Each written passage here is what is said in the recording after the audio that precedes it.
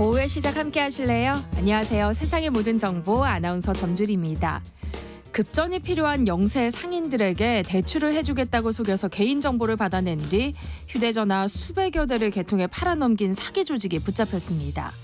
이 사건으로 스스로 목숨을 끊는 피해자까지 발생했는데요.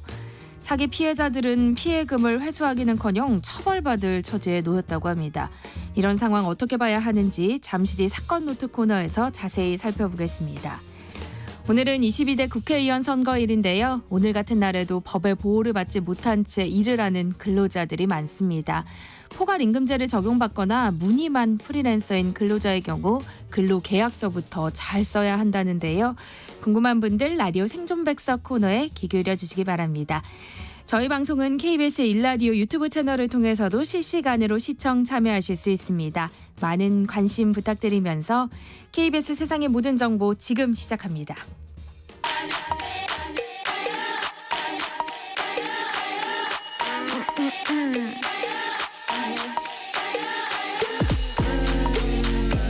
혹시 뉴스 빠뜨리셨나요? 한낮에 전해진 소식들 꼼꼼히 정리해드리겠습니다. 오늘의 뉴스 조현정 시사평론가와 함께합니다. 안녕하세요. 네, 안녕하세요. 네, 오늘이 제22대 국회의원 선거일인데요. 지금도 전국 투표소에서 투표가 한창이죠. 네, 이번 총선은 지역구 254명, 비례대표 46명 이렇게 해서 총 300명의 국회의원을 선출하는 날입니다. 이번 총선은 아무래도 그 집권 3년 차 만에 윤석열 정부 중간평가 성격을 띠고 있고 또 2022년에 지방선거 이후에 2년 만에 전국 단위 선거를 치르게 되는 거죠. 이번에 선거구 조정을 하면서 지역구 의원은 지난 총선보다 1명 늘어났고요. 비례대표가 1명 줄어들었습니다. 지역구에는 21개 정당이 또 비례대표에는 38개 정당이 출사표를 냈고요. 이번에 지역구 의원, 비례의원 이렇게 뽑아야 돼서 투표소 가시면 투표용지 2장을 받게 됩니다. 또 재보궐이 있는 지역 같은 경우는 더 받기도 하고요. 네. 지금 12시 기준 투표율을 좀 보면 18.5% 나타났는데요. 이거는 지난 20일 때 총선보다 이 정오 기준으로 똑같이 봤을 때 0.7%포인트 낮은 수치인데요. 이 대구가 지금 20.4%로 가장 높아요. 네. 그만큼 대구는 근데 이제 사전 투표율이 굉장히 낮았죠. 낮았잖아요. 예, 네. 아무래도 본 투표로 좀 쏠리는 경향이 대구 지역에서 두드러지고 있고 그 다음으로는 경남, 충남, 강원도 순으로 보여지고 있습니다.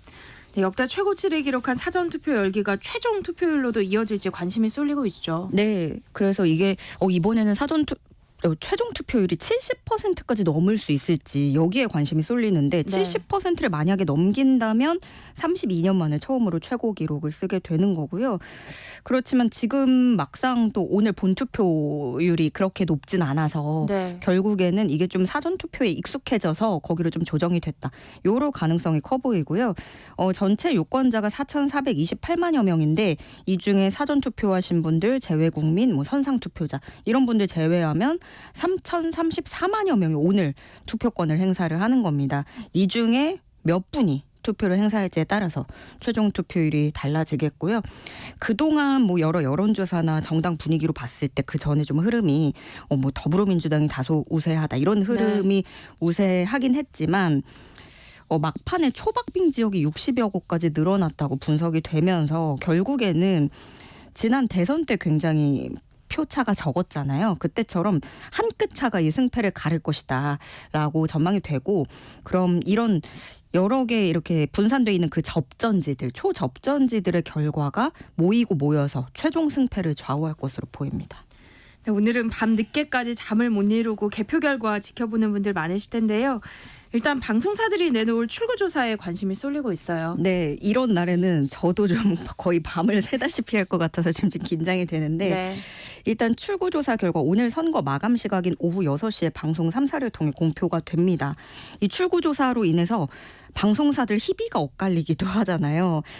KBS, MBC, SBS 이렇게 지상파 방송 3사 출구조사가 사실 그만큼 전통도 가장 있고 그래서 가장 많은 표본을 토대로 오랜 노하우를 가지고 진행을 합니다. 이 지상파 방송 3사 출구조사는 한국리서치 등 3개 조사기관을 통해서 공동 출구조사를 수행을 하는데요. 72억 8천여만 원을 들여서 진행을 하고 오늘 오전 6시부터 오후 6시까지 전국 2천여 개 투표소에서 투표자 약 50만 명을 대상으로 조사에 들어갑니다. 다만 선거법상 사전투표는 이게 출구조사가 안 되기 때문에 좀 편차가 있을 수 있고요. 이 부분은 전화조사를 통해서 이 사전투표자에 대한 조사도 진행을 해서 일부 보정이 들어갑니다. 뭐 그래도 출구조사 이러니 저러니 해도 결국에 가장 중요한 건 최종 결과일 텐데요. 네.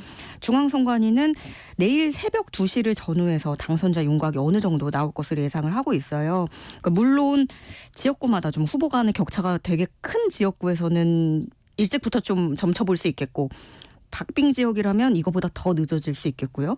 그래서 실제 개표 종료는 지역구 선거는 내일 새벽 4시쯤, 비례대표 선거는 내일 아침 6시쯤이 될 거라는 게 선관위의 전망입니다. 네. 여야 정치권 분위기는 어떤가요? 일단 어제는 늦은 시간까지 선거 유세에 열을 올렸잖아요. 네, 그 너나 할 것 없이 심판론, 응징의 메시지가 주를 이룬 선거였는데요. 총선은 그 중에서도 아무래도 이 현 정권의 중간 심판 성격, 이건 어느 정부나 마찬가지인데 그 시점상 정권의 중간 심판 성격이 가장 크거든요. 그러다 보니까 야권은 단연 정권 심판론을 내세우고 수비수라고 할 수 있는 여당은 이에 맞서는 건데, 그러니까 여당의 주장은 지금 민주당이 거대 의석으로 회방을 놨다. 입법에 회방을 놓고 있다. 민주당은 이미 대통령이 거부권을 남발했는데 여기서 의석까지 더 주면 큰일 난다. 이렇게 서로 주장을 하고 있는 거죠. 먼저 국민의힘 살펴보면 한동훈 비대위원장 마지막 유세를 청계광장에서 했는데요. 범야권 200석이 만들어져서 혼돈과 퇴행이 올 것을 생각해달라. 읍소를 하면서 민심만 보고 민심에만 따르겠다. 저희에게 힘을 주면 약속을 실천하겠다. 제가 책임지겠다. 이렇게 다짐을 했습니다. 또 선거 초반에 본인이 내세웠던 그 국회의원 정족수를 줄이고 불체포 특권을 폐지하는 것도 반드시 해내겠다. 이렇게 강조를 했고요. 더불어민주당 가보면 이재명 대표는 이 마지막 유세 당일까지도 재판 출석하느라 좀 울먹이면서 답답한 모습을 보이기도 했어요. 그 후에는 서울 용산역 광장으로 가서 이건 대통령실을 겨냥한 거죠. 정권 심판에 힘주어서 말을 했는데 이재명 대표는 주권자 이익에 반하는 권력 행사에 대해서 반드시 책임을 물어야 그래야 국민을 섬기면서 일하지 않겠냐 이렇게 물으면서 레드카드에 이르겠지만 최소한 옐로카드로 정신이 딱 벌떡 들게 해야 된다라고 말을 하면서 이건 결국에 지금 경고를 줘야 된다라고 주장을 했습니다. 제3지대 군소정당들도 절실한 마음으로 유권자들을 만났다고요. 네, 3지대는 주로 뭐 이제 거대 양당이 서로를 겨냥했다면 3지대는 둘 다 똑같다. 예, 거대 양당 심판론인 건데요. 2년 동안 여당 노릇해온 국민의힘도 못했고 거대 의석 가진 민주당도 못했으니 이제는 좀 다양한 선택지를 봐달라 이런 주장을 내놓는 거죠. 먼저 새로운 미래는 윤석열 정권을 심판하려면 민주당으로는 안 된다. 조롱만 가득한 나쁜 정치는 이제 물리쳐야 된다 주장을 했고요. 개혁신당은 여당 역할 못한 여당, 야당 역할 못한 야당 둘 다 이번에 싹 쓸어버려야 된다. 지금까지 윤석열 정부에 대해서 용기 있게 지적해왔던 사람들은 개혁신당 주축 멤버들이고 이들이 의원이 돼서 윤석열 정부가 잘못하는 패부를 찌르겠다. 이렇게 또 포부를 밝혔습니다. 그 외에도 이제 좀 보면 먼저 3지대 돌풍으로 떠오른 곳이 조국혁신당이죠. 최종에서도 과연 유의미한 결과를 가져올 수 있을지 궁금해지는데 조국혁신당은 광화문 광장으로 가서 다시 또 3년은 너무 길다 외치면서 지금도 다른 형태의 국정농단이 전개되고 있다 호소를 했고요. 또 3지대에서 반면에 가장 위태로워졌다고 할 수 있는 녹색정의당. 여기는 노동자들의 손을 더 굳게 맞잡지 못했다면서 좀 성찰하고 있다. 반성을 하면서 노동정치의 자존심을 지키고 진보를 지킨 녹색정의당을 노동자들의 힘으로 지켜달라. 이렇게 외쳤습니다. 이게 이제는 그럼 녹색정의당이나 새로운 미래, 개혁신당 이런 곳들이 그 비례 의석을 확보하기 위해서 최소한의 정당 득표율이라고 할 수 있는 이 3% 고지를 얼마나 넘어설지 여기를 또 지켜봐야겠습니다. 사전 투표소에서 일했던 공무원이 사망하는 안타까운 소식도 전해졌는데요. 이 투표 사무원들의 업무 강도가 굉장히 높다고요. 네, 이번에 사망한 공무원은 남원시청 여성 공무원인 A 씨입니다. 사전 투표율인 지난 5일, 6일에 사전투표 업무를 한 뒤에 그 다음날 7일 아침에 쓰러져서 병원으로 이송됐지만 다음날에 결국 숨지고 말았는데요. 1965년생으로 내년에 퇴임을 앞두고 있었다고 전해집니다. 이 A씨의 업무 시간을 좀 보면 5일, 6일 이 사전 투표일 날 이틀 동안 새벽 3시 반에 일어나서 투표소로 향했다고 합니다. 오전 6시에 투표가 시작이 되기 때문에 그 전에 사실 사전 준비는 다 맞춰놔야 되잖아요.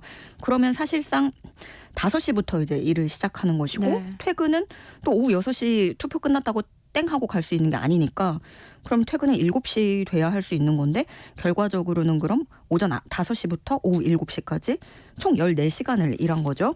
그래서 전국 공무원 노조는 업무 중간에 쉬는 시간이로고는 교대로 하는 식사 시간이 전부라고 얘기를 하고 있는데 특히나 이게 각 정당에서 보낸 투표 참관인 같은 경우에는 하루 6시간 근무하는데 10만 원을 받거든요. 반면에 이렇게 차출된 공무원 같은 경우에는 길게 일하고 일당이 13만 원 받는다. 최저임금 수준에도 못 미친다. 이게 노조의 주장입니다. 그런데 사전투표 업무 공무원이 숨진 건 이번이 또 처음이 아니에요. 2022년 그때 6월 달 지방선거 때도 전주시에서 공무원이 목숨을 잃었는데 그때도 역시 과로가 사망 원인으로 지적이 됐었고 전국 공무원 노조는 선관위가 수개표 방식을 도입하는 등 현장 공무원을 쥐어짜고 있다. 이렇게 비판하고 있습니다. 네. 한낮의 교양 파트너 지금 여러분께서는 세상의 모든 정보와 함께하고 계십니다. 화제를 좀 바꿔보겠습니다. 의정 갈등이 좀처럼 실마리를 찾지 못하고 있는데요. 의료계 특히 의협 내부 갈등이 좀 심화하는 분위기라고요. 네, 앞서 대한의사협회 비대위가 의협 전공의 의대생 교수단체 이렇게 좀 의사업계를 아우르는 단체가 합동으로 브리핑을 하겠다고 밝혔었어요. 그래서 원래대로라면 내일 모레 했어야 됐는데 이게 취소가 됩니다. 대한전공의협의 박단 비대위원장에 따르면 의협 비대위 측과 소통은 하고 있지만 합동 브리핑에는 우리는 전혀 합의한 적이 없다. 네. 이런 반박이 나온 건데 또 의협 안에서도 신임 회장과 비대위의 삐걱거림이 드러나고 있어요. 이게 의협 회장직 인수위원회가 이렇게 얘기를 합니다. 비대위 운영 과정에서 당선인의 뜻과 배치되는 의사결정과 대외적인 의견 표명이 여러 차례 이루어졌다. 지적을 하면서 비대위원장직을 이제는 이면택 회장에게 넘겨라. 라는 공문을 비대위에 보낸 거죠. 그러니까 신임 회장과 비대위가 지금 갈등을 빚고 있는 건데 직후에 또다시 의협 비대위가 정면으로 반박합니다. 비대위 구성은 이건 대의원회의 권한이라서 뭐 특정인 누구 한 사람의 의지로 바꿀 수 있는 것도 아니고 당선인이 됐다고 해서 그 회장의 권한이 있는 게 아니다. 이런 주장을 펼치고 있는 겁니다. 그러면서 회장 선거 이후에 대내외적으로 비대위를 흔들려는 시도가 있어서 심각하게 우려된다. 이렇게까지 이런 얘기까지 나왔거든요. 근데 문제는 의협 내부에서 상황이 이렇다 보니까 이게 국민들이 받아보는 메시지도 계속 바뀌는 거예요. 의협 회장 측과 비대위 측 이렇게 전혀 다른 메시지를 받게 되는 혼선이 발생하고 있습니다. 윤석열 대통령은 어제 의료진 간담회에 참석해서 이 의료 개혁에 대한 의지를 재차 강조했어요. 네, 어제는 경기도 부천 세종병원으로 가서 의료진 간담회를 주재를 했는데요. 여기가 경기도에 있는 2차 의료기관이면서 국내에서 유일한 심장 전문 병원이라고 합니다. 그런 점에서 대통령이 방문한 것으로 보이고요.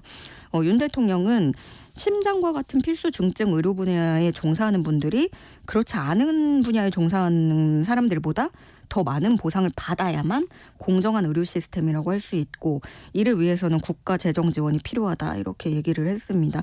기존의 얘기들과 비슷한 걸 다시 강조한 거고요.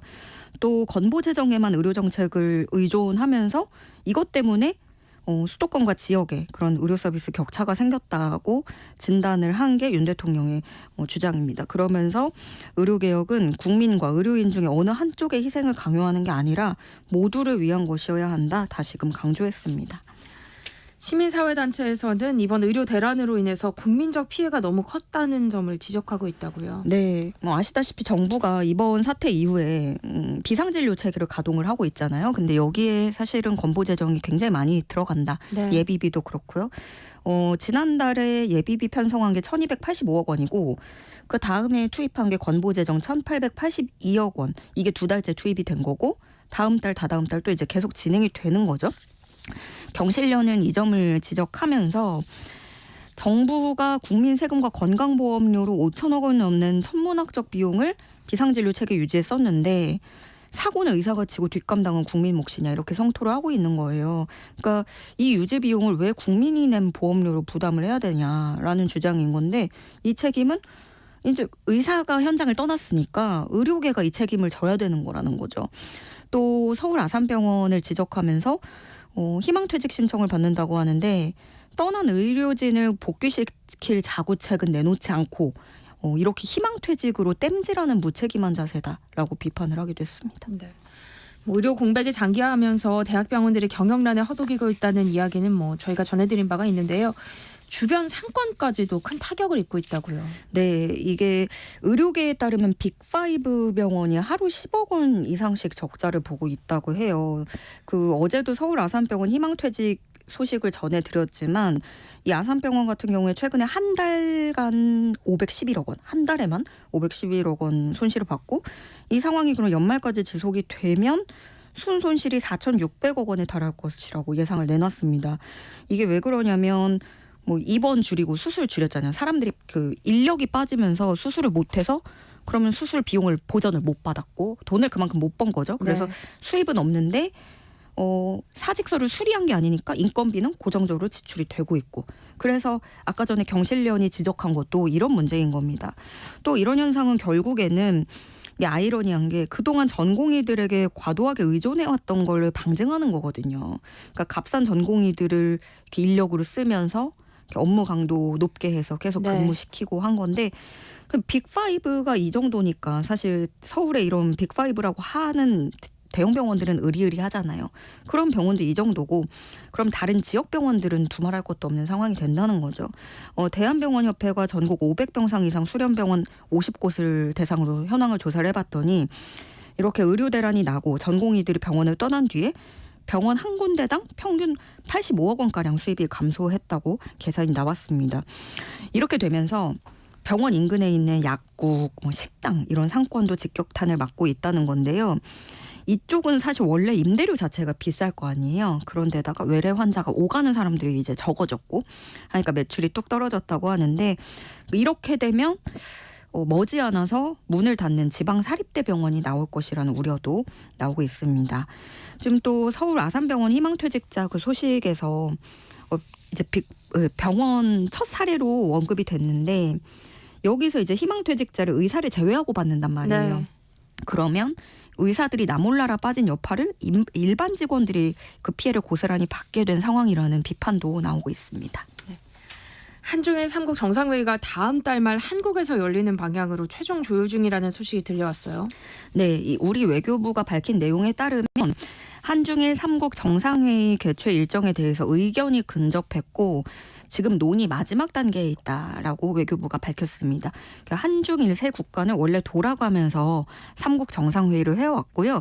이번이 원래 우리 차례가 맞아요. 그래서 했어야 됐는데 그동안 중국도 그렇고 각자 내부 정치 사정이 좀 긴박했기 때문에 또 팬데믹도 있었고요. 그래서 여러 요인으로 그동안 지금까지 미뤄져 온 건데 이번에 정상회의가 열리게 되면 2019년에 중국 청두에서 열린 이후에 4년 만에 개최되는 겁니다. 그리고 또 이 내용을 요미우리 신문, 일본 신문이 또 오늘자 보도를 내놓기도 했는데 여기는 조금 더 날짜를 구체적으로 언급을 하고 있어요. 다음 달 26일, 27일 전후로 검토되고 있다라는 소식을 요미우리에서 전했는데요. 이 신문은 윤석열 대통령과 기시다 후미오 일본 총리, 리창 중국 총리가 참석할 전망이고 윤 대통령의 의장을 맡고 북한을 포함한 지역 정세 또 경제협력 방안 등을 논의할 것으로 예상된다. 이렇게 얘기를 했습니다. 우리 외교부 측은 일자가 정해지면 유관기관에서 발표할 것으로 알고 있다. 이 정도로 얘기를 했고요. 그런가 하면 지금 일본의 기시다 후미오 총리는 미국을 국빈 방문하고 있는데 미국으로 가기 직전에 언론과의 인터뷰를 한 게 이번에 나왔거든요. 윤석열 대통령과의 관계가 한일 신뢰 구축에 도움이 되길 희망한다. 이 정도로 언급한 것으로 알려졌습니다. 네, 이렇게 한중일 정상회담을 조율하고 있는 가운데 또 다른 한쪽에선 북중러 간의 밀착 행보도 두드러지고 있어요. 푸틴 러시아 대통령의 연내 중국 국빈 방문이 기정사실화됐다고요. 네, 러시아 외무부가 현지 시간 9일에 방중 계획을 공개했습니다. 그 다음에는 이제 시진핑 주석이 러시아와 중국의 관계를 높이 평가했고 포괄적인 파트너십, 전략적 협력 관계를 더 발전시킬 준비가 돼 있다라고 밝혔다고 하는데 그러니까 러시아에서 올해 안에 중국을 갈 계획을 공개하고 그 후에 중국 측에서도 호응하는 요 흐름으로 간 거죠. 푸틴 대통령 취임식이 5월 7일에 열릴 예정입니다. 그래서 아무래도 좀 이거하고 좀 맞춰서 갈 것 같은데 중국은 푸틴 대통령의 그런 새 임기 맞아서 첫 해외 순방지가 될 것으로 전망이 되고 있고요. 그런가 하면 지금 북중러, 한미일 이렇게 대립구도가 심화하고 있는데 푸틴 대통령이 올해 안에 중국 뿐만이 아니라 북한도 방문할 수 있다라는 전망이 나오거든요. 푸틴 대통령이 지난해 러시아 극동에서 김정은 위원장하고 만났었어요. 그때 정상회담을 한 뒤에 김정은 위원장의 방북 초청을 그때 수락을 했었는데 그게 이제 푸틴 대통령이 대선을 한번 거치고 올해가 되지 않을까 이렇게 전망이 나오는 거고요. 푸틴 대통령이 지난 1월에도 또 최선희 북한 외무상에게 이른 시일 내에 북한을 방문할 용의를 전하기도 했었기 때문에 올해 연내 안에 이게 또 시행이 되지 않을까 이런 쪽에 무게가 실리고 있습니다. 네. 국제 유가는 상승세를 지속하고 있는데요. 우리 정부가 유류세 인하 연장 여부를 고심 중이라고요. 네, 아무래도 지금 농산물뿐만이 아니라 각종 가공품, 뭐 소금, 설탕 해서 라면 이런 것까지 물가가 너무 높아서 장보기도 어려운데 국제 유가까지 변동성이 커지면서 그럼 유류세에 대한 부담이 또 커지고 있고 정부도 유류세 인하를 또 한 번 연장할 거라는 관측에 무게가 실리고 있습니다. 그러니까 유류세 인하 조치를 그동안에도 계속 거듭해 왔어요. 그러다가 이달 말에 원래 종료가 되는 예정인데 최상목 경제부총리 겸 기재부 장관이 지난달에도 이렇게 얘기를 했거든요. 국제유가 불안이 지속될 경우에 유류세 인하를 4월 이후에도 추가 연장하는 방안을 검토하겠다 이렇게 언급을 했었고 국제유가가 들썩이다 보니까 아무래도 이번에는 그럼 연장을 또 할 것이다. 여기에 좀 무게가 실리는데 지금 국제유가가 배럴당 90달러 선을 넘어섰거든요. 그러면서 지금 실제로 우리나라 전국 주유소 기름값도 들썩이고 있고요. 최근에 그 이스라엘 이란 갈등이 커지고 또 홍해 리스크도 그렇고 이렇게 중동 지정학적 리스크가 커지면서 국제유가 여기에다가 오펙 플러스가 또 감산을 발표를 하면서 기름 수요가 줄어들었고 그러다 공급이 줄어들었고 그러다 보니까 이런 국제유가가 올해 중에 배럴당 지금 90달러 선 넘어섰는데 앞으로는 100달러도 넘어설 것이다 이런 관측도 나오고 있어서 이게 국제유가가 통상 2주 후에 반영이 되는 걸 고려를 하면 좀 시간차가 있어요. 실제로 반영이 되는 게. 그러면 지금 이 정도 되면은 일주일 뒤, 2주일 뒤에는 더 오를 수 있겠다. 이렇게 보고 있고요. 그러다 보니까 기재부는 좀 사실상 재연장하는 방향으로 가닥을 잡을 것 같은데 그런데 아무래도 이런 부분에선 또 이제 세수 감소가 재정이 부담이 된다는 거는 또 항상 일장일단이 있기 때문에요.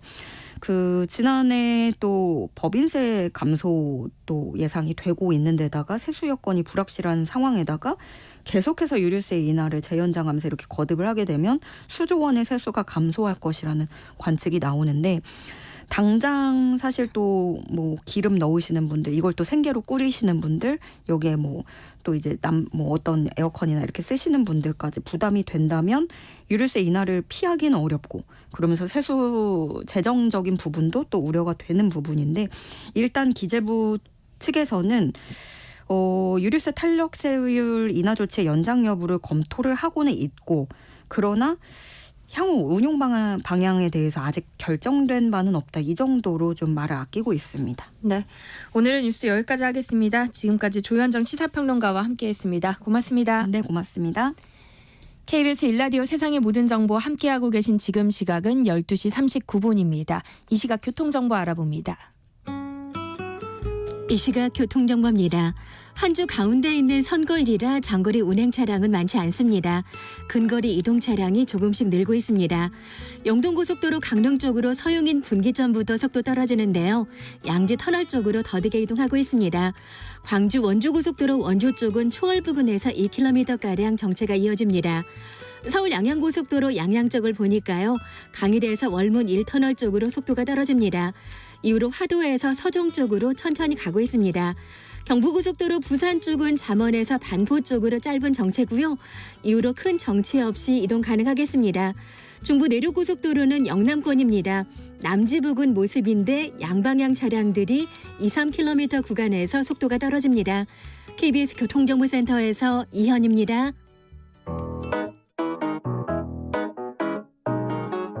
세상의 모든 정보는 청취자분들의 관심과 참여를 기다립니다.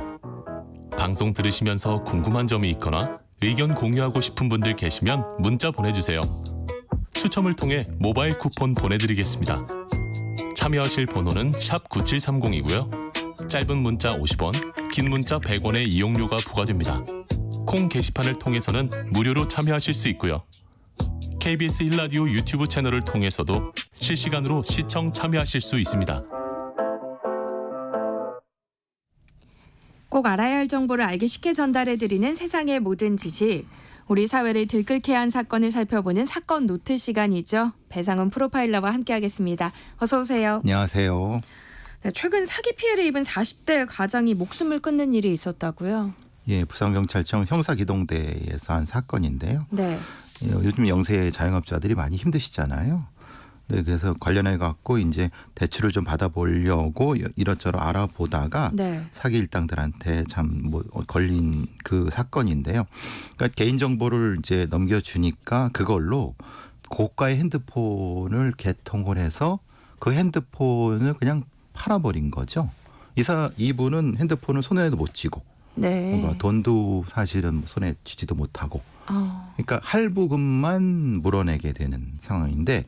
요즘 핸드폰이 비싼 건 뭐 150, 200도 가르잖아요. 네. 그 서너 대 개통하면 500 넘어가고 그걸 할부로 하고 그걸 또 사기꾼들이 그 내용에 있는 걸 가지고 또 다른 사기를 치니까 눈덩이처럼 몇 천만 원 불어나는 겁니다.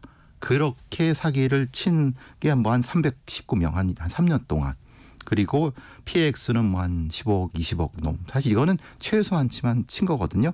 그래서 여기 관련된 분 40대 가장 분이 이제 안타깝게도 돌아가신 사건입니다. 그러니까 319명이나 피해자가 발생을 했고 예. 그 가운데 한 분이 이제 목숨을 끊는 일이 예. 생겼다는 건데 그런데 이 피해자들이 처벌받을 처지에 놓여 있다는 건 또 무슨 얘기예요?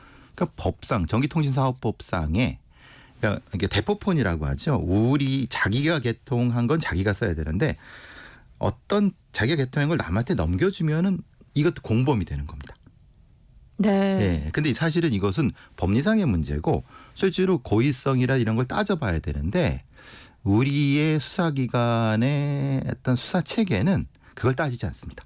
그냥 사건 처리를 해버립니다. 네. 그러니까 이게 참 어떻게 보면은 참 부끄러운 일일 수도 있는데 각각의 개개의 사정을 봐갖고 사건 처리를 해야 되는 게 맞습니다만은 법리상으로는 자기 핸드폰을 다른 사람한테 넘겨주는 것 자체는 대포폰의 행위고 그거 자체가 범법 행위입니다.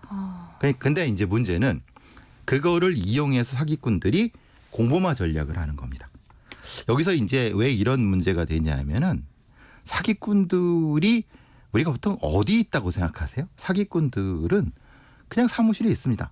근데 그 사무실에 있는 소위 말하는 헤드쿼터, 그러니까 수계가 있는 거고 네. 나머지는 하청을 줍니다.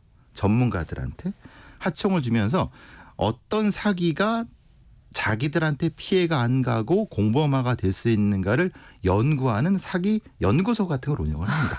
네. 실제로. 그 연구소를 연구소 연구원들은 말 그대로 우리나라의 최고의 무슨 땡땡전자 여기 연구원 출신들도 있고요. 전직 경찰도 있고 어떤 뭐 변호사 사무실의 그 브로커도 있고 상상을 초월합니다. 그러니까 그런 소위 말하는 브레인들이 만들어내는 사기 수법이기 때문에 이런 피해자분들이 안 걸릴 수가 없습니다. 네. 근데 이제 문제는 그걸 알면서도 수사사법기관은 이런 형태의 피해자를 처벌을 하는 겁니다. 그러니까 이게 참 균형이 안 맞는 거죠. 너무 억울하실 것 같아요. 그렇죠. 피해자분들이요. 그런데 이제 이게 왜 이런 문제가 제가 이 건이 무슨 문제냐면 불과 딱 2년 전에 KBS 1TV의 시사 직격이라는 프로그램이 있었는데요. 거기서 이 사건을 똑같이 다뤘습니다. 이 네. 유사 사건. 근데 2년 전에 똑같이 다루고 금융당국 수사기관에서 이걸 개선하겠다고 노력을 말을 했는데 2년 뒤에 똑같이 이런 일이 벌어지는 겁니다. 개선되지 않았다는 말씀이신 거죠? 아무것도 개선이 안 된 겁니다. 그렇군요. 예. 그러니까 속칭 이게 휴대전화 깡 범죄인 거잖아요. 예. 근데 이런 사기 수법이 좀 흔한가 봐요. 예전에는 휴대전화 깡이 안 됐습니다. 왜냐하면 고가의 휴대폰이 없었기 때문에. 예전에는 기껏해야 10만 원, 20만 원이었는데 네. 뭐 그것도 비싸지만요. 많아야 3, 40만 원짜리였고 그리고 저기 보조금도 많이 줬는데 지금 보조금이 없고 지금은 아까 말씀드린 그 아주 고가의 최고가가 300만 원짜리도 있고 그런 것들을 한 사람당 신용도에 따라 다르지만 5개까지도 개통해 줍니다. 네. 물론 뭐 모두 개는 건 한 서너 개까지는 됩니다. 그러면 기본 4,500만 원 되는 겁니다. 그렇기 때문에 현재는 휴대전화 깡이 사기 수법 중에 하나입니다. 깡이라는 거는 그거를 칩을 빼서 바로 중국 같은데 바로 하루 만에 넘어갑니다. 네. 시간도 굉장히 빠릅니다. 이게 기가 막힌 게 이자들이 도대체 어떤 루트를 가지고 있는지 굉장히 빠르게 중국에 있는 어떤 그 사람한테 작물업자한테 가서 바로 개통이 되는 거죠. 이게 휴대전화 깡입니다. 이게 피해자까지도 공범으로 치부되는 지금의 현실의 법에서는 이들이 생각할 때는 이만한 사기 수법이 없겠다는 생각이 드네요. 최고죠. 그러니까 그러니까요. 사기꾼들한테는 A든 B든 C든 다 자기 편인 겁니다. 또 급전이 필요한 사람이 휴대전화를 개통해서 불법 업자에게 넘긴 후에 돈을 받는 경우도 있다면서요. 이게 이제 2년 전에 시사 직격에서 얘기했던 내구재 대출이라고 하는 겁니다. 네. 내구재 대출이라고 하면 조금 이상하게 생각하시겠지만은 무슨 뭐 가전제품 얘기를 하시겠지만 네. 나를 구제하는 대출이라는 겁니다. 그러니까 20대 초반 18, 19살짜리들이 소위 이제 시설 같은 데서 나오는 그런 그러니까 뭐냐면 씬 파일러라고 하는데요. 어떤 그 고용 경력이 없기 때문에 은행가도 대출을 해주지 않습니다. 그렇죠. 그러니까 나의 신용을 증명하려고 하면 내가 뭘 해야 되는데 그 해는 것이 유일하게 나한테 휴대전화를 개통시켜 주는 건 잘 됩니다. 우리나라는 통신사들이 막 개통시켜 주니까 그걸 가지고 사기꾼들은 유심을 뽑아서 소액 결제를 하고 이걸 또 다시 소액이지만 또 팔아먹고 요게 이제 지금 말하는 급전이 필요한 사람 특히 이제 20대 초반에 이런 사람들한테 사기를 아주 악질적입니다. 이게 이 18, 19살짜리들이 한 번 사기당하면 2천만 원 사기당합니다. 한 번에. 네. 왜냐하면 휴대전화 3개 소액대출 100만 원씩 그리고 그걸로 가지고 유심 해면은 대충 견적 나오면 1,500, 1,700입니다. 이게 이제 견적이 딱 나오는 겁니다. 이 제2 계산 방식은 사기꾼들 중에 텔러들 말로 꼬시는 애들이 계산이 돌아가는 겁니다.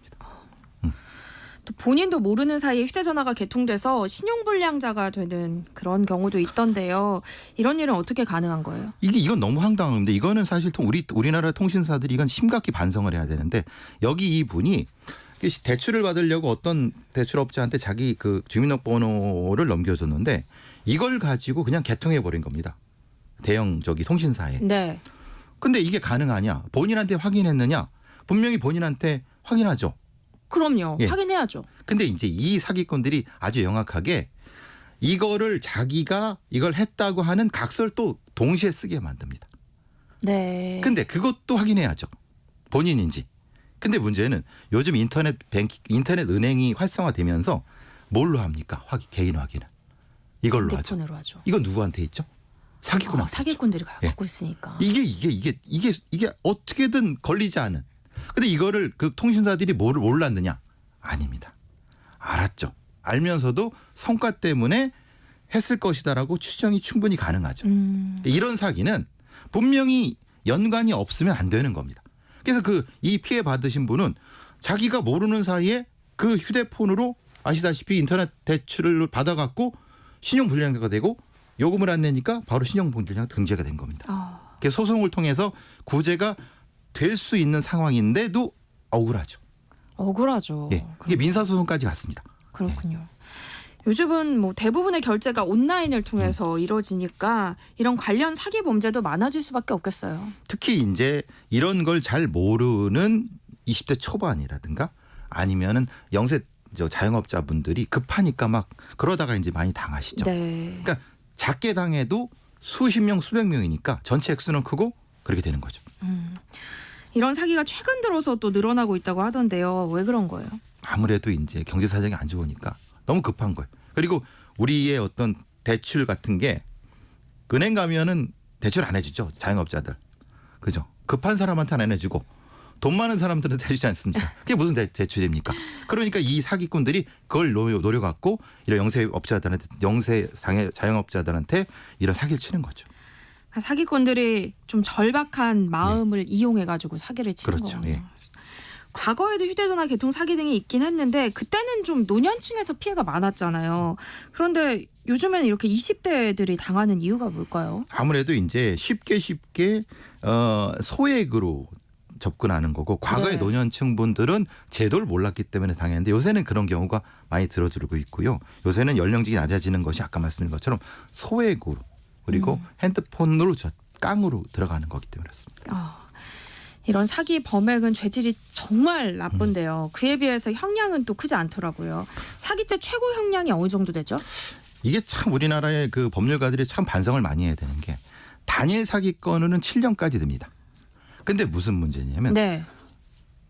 한 사람의 사기꾼이 사기를 칠 때 한 건만 치겠습니까? 아니죠. 예. 그럼 근데 그 사람이 받아야 될 형량이 몇 년이야 되겠습니까? 7을 다 곱해야 되게 7N이죠. 근데 7입니다. 한 건을 사기를 한 건을 치건 했던. 두 건을 치건 세 건을 치건 똑같습니다. 그러니까 우리의 법률가들이 반성을 많이 해야 된다는 게 우리는 네. 가중주의, 병합주의가 아니라 가중주의입니다. 그럼 미국은 어때요? 미국은 병합주의입니다.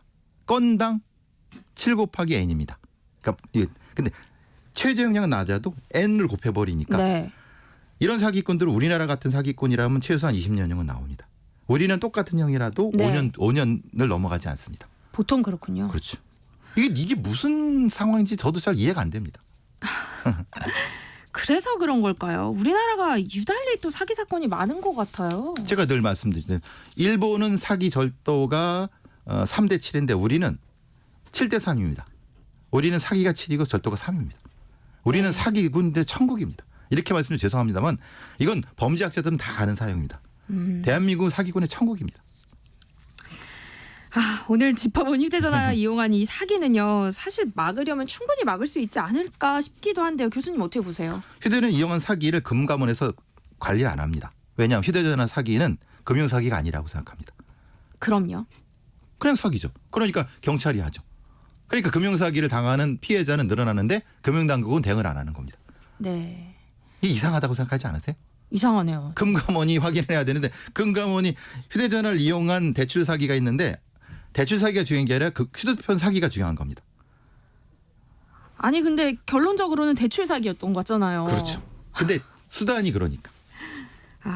이게 뭐가 심각히 잘못되어 있는 겁니다. 네.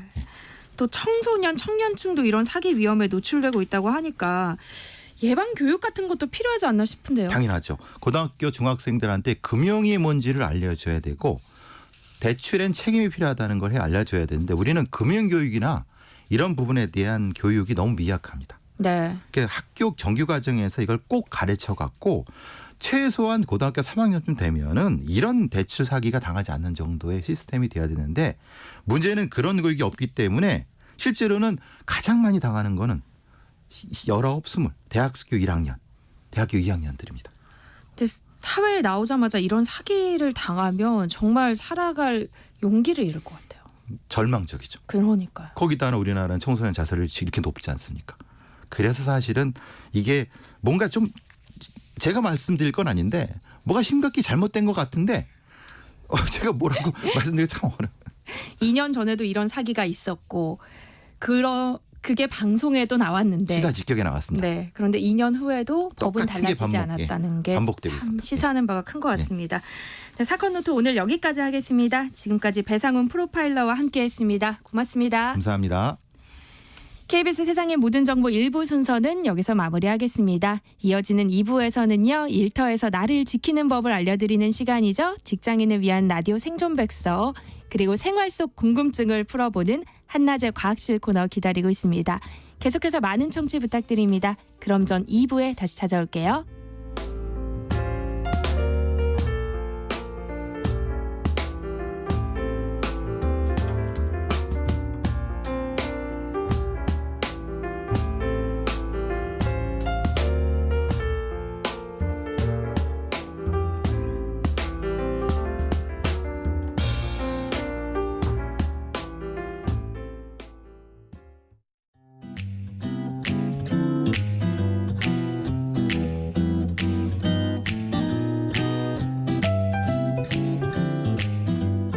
안녕하세요. 바른말, 고운말입니다. 우리 고유어 표현 중에 사계라는 말이 있습니다. 이것은 상자 따위의 모퉁이를 끼워 맞추기 위해서 서로 맞물리는 끝을 들쭉날쭉하게 파낸 부분 또는 그런 짜임새를 뜻합니다. 사계를 맞추다라든지 사계가 벌어져 의자가 삐걱거린다 이렇게 쓸 수 있습니다. 관련된 관용구로는 사계가 맞다가 있는데요. 말이나 사리의 앞뒤 관계가 빈틈없이 딱 들어맞다라는 뜻이고요. 그 판사의 판결은 언제나 사계가 맞아서 원고와 피고 모두가 동의하지 않을 수 없게 만든다. 이런 표현이 있습니다. 이처럼 뭔가가 빈틈없이 들어맞는 것을 뜻하는 것으로 악귀가 맞다라는 관용구도 있지요. 그의 이야기는 앞뒤 악귀가 맞는다 또는 우리가 계획한 대로 악귀가 맞게 일이 착착 진행되고 있다 같이 쓸 수 있는데 이것은 앞뒤가 빈틈없이 들어맞는다는 뜻입니다. 또 부전조개 이 맞듯 이런 속담도 있는데요. 여기에 나오는 부전조개는 여자아이들 놀이개의 하나입니다. 모시 조개 따위의 껍데기 두 짝을 서로 맞추어서 색색의 헝겊으로 알록달록하게 바른 다음에 끈을 달아서 허리띠 같은 곳에 찼다고 합니다. 그래서 이 속담은 부전조개의 두 짝이 빈틈없이 들어맞는 것과 같다는 뜻으로 사물이 서로 꼭 들어맞거나 의가 좋은 모양을 비유적으로 이루고 있습니다. 바른말 고운말 아나운서 변희영이었습니다.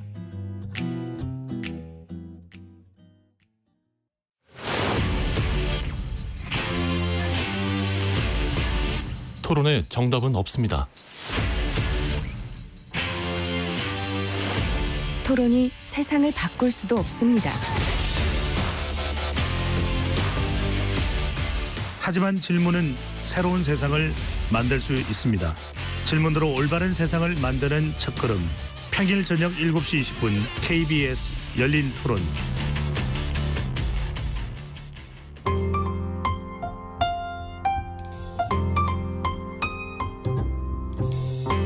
어떤 하루 보내고 계신가요? 눈코 뜰 새 없이 바쁘게 지나가는 한 주. 월요일부터 금요일, 매일 밤 10시부터 12시까지는 오롯이 당신만을 위한 시간입니다. 당신을 위한 지식 쉼터. 오늘 밤 일라디오.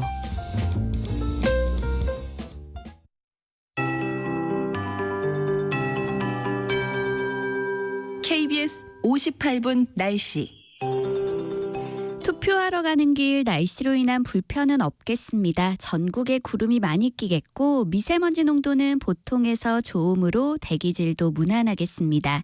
한낮 기온은 서울과 대구 20도, 대전, 광주 21도, 강릉 19도, 제주 18도, 부산 17도 등 전국이 15도에서 20도 분포로 수도권 등 서쪽 지역은 어제와 비슷하겠고요. 강원도와 경상도 등 동쪽 지역은 어제보다 3도에서 크게는 10도가량 높겠습니다. 일교차가 10도에서 크게는 20도 이상 벌어질 전망이어서 건강관리에 더욱 신경을 쓰셔야겠습니다. 대기는 점점 더 건조해지고 있습니다. 지금 서울과 경기 내륙, 강원 영서와 충북에는 건조주의보가 발효 중이고 바람도 강하게 불고 있어 작은 불씨가 큰 불로 번질 위험이 매우 높은 상태입니다. 지금 제주도를 제외한 전국에 산불 재난 국가위기경보 경계 단계가 발령 중이니까요. 산불을 비롯한 각종 화재 예방에 유의하셔야겠습니다. 내일은 수도권과 강원도에 5mm 정도의 비가 조금 내릴 전망이지만 양이 적어서 건조특보가 유지될 가능성이 높습니다. 현재 서울의 기온은 16.9도입니다. 송소진입니다.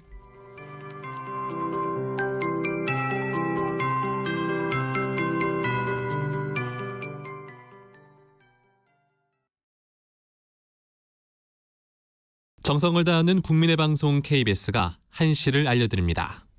AM 711kHz, FM 97.3MHz, KBS 1라디오입니다. HLKA.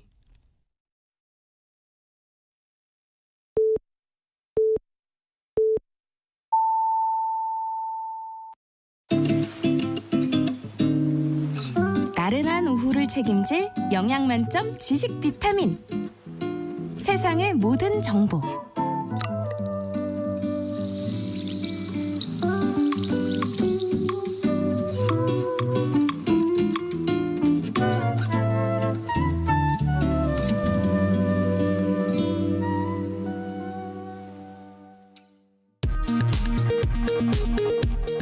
이 시각 라디오 정보센터 뉴스입니다.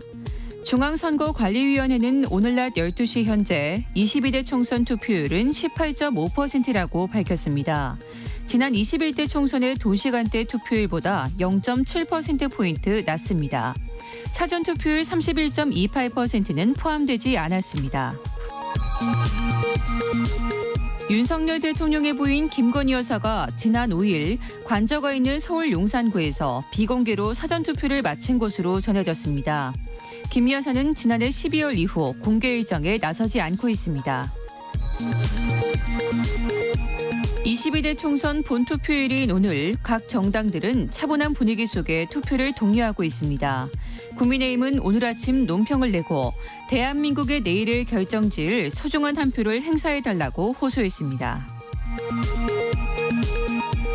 가전제품 판매 대리점의 영업비밀 성격의 매출 정보를 요구한 삼성전자가 공정거래위원회 제재를 받게 됐습니다. 삼성전자 측은 법 위반인 줄 몰랐다는 취지로 설명한 것으로 파악됐습니다.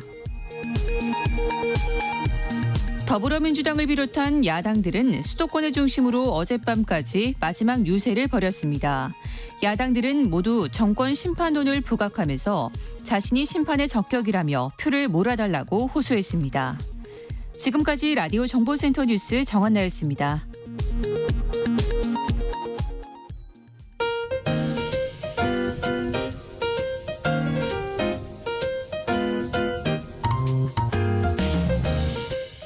정신없이 바쁜 하루, 지금 우리 주변에서 벌어지고 있는 사건 사고 소식들 한숨 돌리며 살펴보시죠. 하프타임 뉴스 박지원 뉴스캐스터와 함께합니다. 어서 오세요. 안녕하세요. 네, 제22대 국회의원 선거 본투표가 오늘 치러지고 있는데요. SNS엔 이색 인증샷이 속속 올라오고 있다고요. 네, 이전 선거에서는 손등에 이 기표 도장을 찍고 나오는 방식이 보편적이었죠. 하지만 요즘 젊은 유권자 사이에서는 만화 캐릭터가 그려진 투표 용지를 뽑아가서 도장을 찍는 게 유행입니다. 예를 들면 만화 슬램덩크의 한 장면에서 농구공 모양을 비워놓거나 아니면 웹툰 캐릭터 얼굴에 연지곤지를 찍을 수 있는 부분을 비워놓거나 그리고 여기에 인증 도장을 찍으면 그림이 완성이 되는 겁니다. 귀여운 그림의 투표가 즐거워지면서 일각에서는 이런 취향이 담긴 투표 인증 용지가 투표율 상승에도 긍정적인 영향을 미친다라는 의견들이 나오고 있는데요. 이걸 본 누리꾼들의 반응도 대다수가 긍정적입니다. 정말 귀엽다. 2030 청년들이 이번에 투표를 많이 했으면 좋겠다. 즐거운 선거 문화 멋지다 등의 반응입니다. 그런데 인증샷을 찍을 때 조심해야 할 것도 있죠? 네, 개인이 가져간 투표 인증 용지에 기표 도장을 찍어서 SNS에 올리는 거는 현행법상 문제가 되지는 않습니다. 다만 뭐가 문제가 되냐? 투표 인증 사진은 반드시 투표소 밖에서 찍어야 하고요. 투표지를 촬영해서 SNS를 올리는 것은 안 된다라는 점 꼭 명심하시면 좋을 것 같습니다. 만약에 이거를 위반할 경우에는 공직선거법에 따라서 2년 이하의 징역 또는 400만 원 이하의 벌금에 처해질 수 있기 때문입니다. 네, 기억하셔야겠네요. 금값이 오르고 있다는 소식 전해드린 적이 있는데요. 연일 최고가를 경신하고 있죠. 일면 에브리싱 랠리라고 하는데요. 모든 것이 오른다라고 해서 금, 은, 구리 등 월급 빼고 다 오르는 에브리싱 랠리가 이어지고 있다라고 합니다. 그 안에서도 가장 주목을 받고 있는 게 바로 금입니다. 그래서 이제 돌반지 팔아야 하나라는 이야기까지 나오고 있는데요. 40대 A씨는 아이들 돌반지를 들고 금 거래소를 찾았습니다. 10년 넘게 보관해왔는데 왜 지금 하필 찾았을까 생각해 보니까 지금이 장롱에서 꺼낼 적기라고 판단을 하신 겁니다. 실제로 최근에 한 달 사이에 금 거래소에는 판매와 구매 관련 문의가 굉장히 많이 늘었습니다. 한 달 사이에 얼마나 늘었을 거라고 생각하시나요? 글쎄요, 얼마나 늘었어요? 무려 50% 가까이나 늘었고요. 이 10돈짜리 골드바로 만약에 설명을 드리자면은 지난 1월까지만 하더라도 이게 약 300 380만 원 가량 했는데 3개월 사이에 430만 원을 훌쩍 넘어가는 가격이 됐습니다. 예, 그동안은 금하면은 선물용 돌반지로 귀금속을 찾는 손님들이 굉장히 많았거든요. 그런데 요즘은 트렌드가 조금씩 바뀌면서 오히려 투자 쪽으로 수요가 더 많아지고 있고 최근에 국제 금값 올해 들어서만 가격을 보니까 무려 11% 가까이 올라왔습니다. 그 이유 물론 여러 가지가 있을 텐데요. 가장 먼저 꼽히는 것은 하반기 금리 인하에 대한 기대감입니다. 금은 통상 안전자산으로 꼽히는데 금리가 내려가면은 금 투자에 대한 기회비용이 물론 줄어들기 때문에 금 가격 상승에는 긍정적인 영향으로 작용이 되고요. 다시 말해서 미국이 금리 인하 기대가 더 확산이 되면은 미국의 달러 가치가 앞으로 더 떨어질 것이다라는 생각이 들기 때문에 이렇게 금값이 올라가는 현상이 생기는 겁니다. 여기에다가 끝나지 않는 전쟁 그리고 최근에 중국이 엄청나게 금을 매수하면서 금값을 밀어 올리고 있습니다. 금값 상승의 우호적인 이런 환경 한동안은 더 이어지겠지만 계속 영원한 건 없잖아요.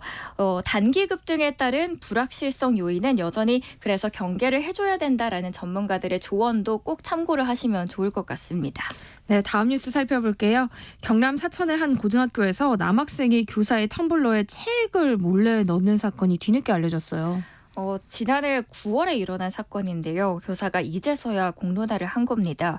당시의 상황을 설명드리면 여고사 A씨는 지난해 9월에 사천의 한 사립고 기숙사에서 야간 자율학습 감독을 하다가 잠시 자리를 비웁니다.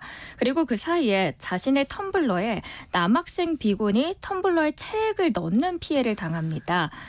A씨는 교사라는 책임감과 의무감으로 가해 학생에게 고소나 퇴학 처분을 원치는 않았다라고 이야기를 했고 다만 학생의 진심 어린 반성과 사과를 원한다라고 말을 했습니다.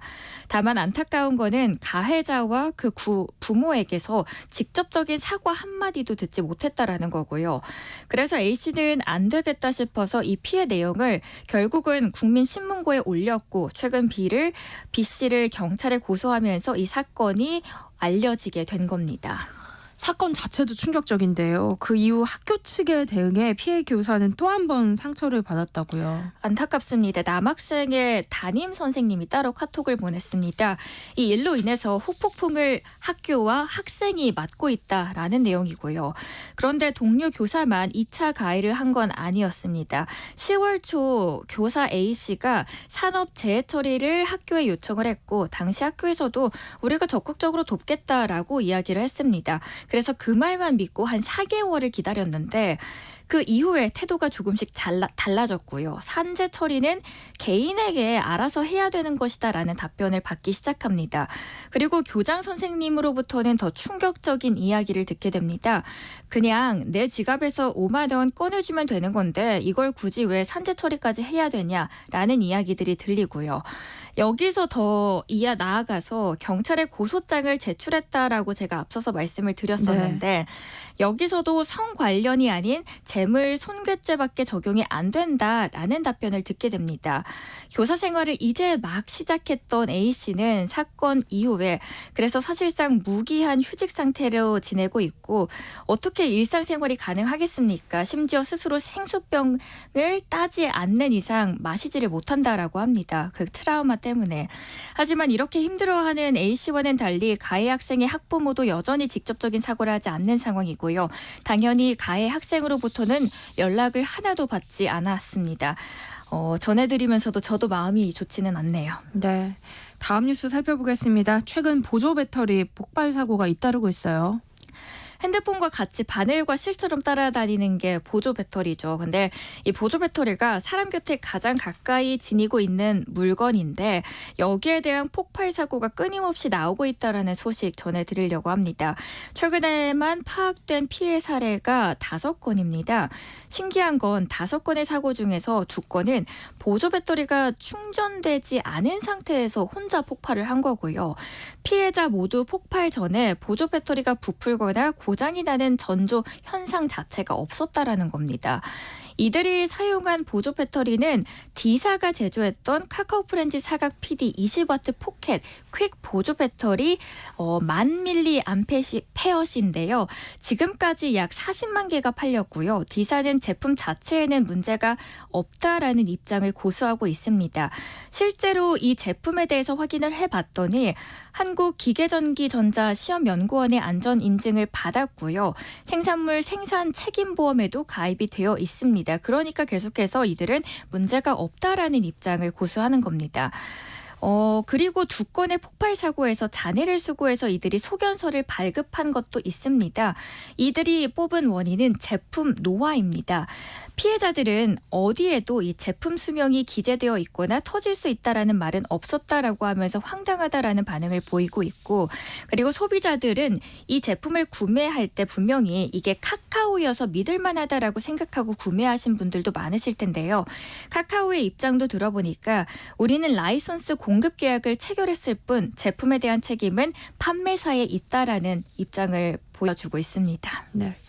다음은 반가운 소식인데요. 한국문단의 거장 소설가 황석영이 세계 3대 문학상 중 하나로 꼽히는 영국 부커상 수상 후보에 이름을 올렸어요. 소설가 황석영 씨의 장편 소설 철도원 3대가 세계 3대 문학상 가운데 하나죠. 영국 부커상 인터내셔널 부문에서 최종 후보 6개 작품에 오르게 됐습니다. 부커상은 세계 3대 문학상으로 불리고 있는데요. 영미권 내에서는 노벨문학상 못지않은 권위를 지니고 있습니다. 한국 작가로서는 한강 씨 그리고 정보라 씨, 청명광 씨에 이어서 4번째입니다. 선정 이유를 들어보니까 이게 서구에서는 보기 드문 한국에 대한 정말 광범위하고 포괄적인 책이고 한 나라의 역사적인 서사와 개인의 정의를 추구하는 여정이 결합되어 있어서 더 이 이유를 선정했다라고 밝혔고요. 최종 수상작은 5월 21일 날 발표가 예정되어 있습니다. 이 철도원 3대에 대해서 먼저 설명을 드리자면 구상부터 집필까지 30년이 걸친 황석영 작가 필생의 역작으로 알려집니다.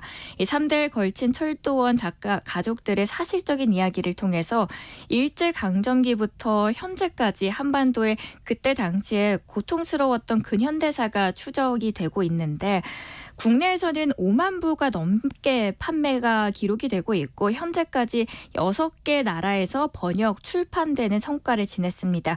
그만큼 큰 인기를 끌고 있는 책이죠.